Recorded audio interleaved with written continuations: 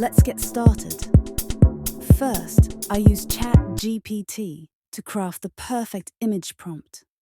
I type in, a stunning Dia de los Muertos woman, her face intricately adorned with skeletal makeup. Sparkling crystals embellish her forehead and cheekbones, with bright pink, purple, and blue flowers framing her, while her eyes are accentuated by a radiant light. With this detailed prompt, I aim to create a striking blend of traditional elegance and mystical charm. Now I switch over to OpenArt, where I'll paste the crafted prompt directly. This is where the creative adjustments begin. OpenArt offers me plenty of options to optimize the image. First, I select the image size.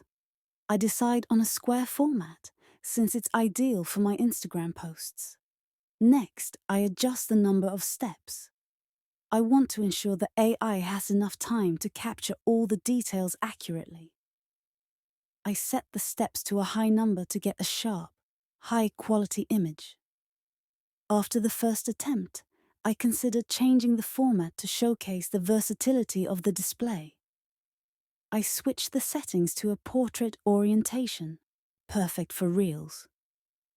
This gives me the opportunity to utilize the image optimally across different platforms. Now I click Generate and eagerly await the result. OpenArt begins to activate the AI and implements every detail of the prompt precisely. While I wait, I reflect on the creative possibilities these tools offer me. In a short time, the finished image appears on my screen. And it's simply stunning. The vibrant colors and the details of the crystals and flowers perfectly convey the mystical atmosphere I was hoping for. Seeing the image brings a sense of fulfillment. It feels rewarding to see my vision come to life.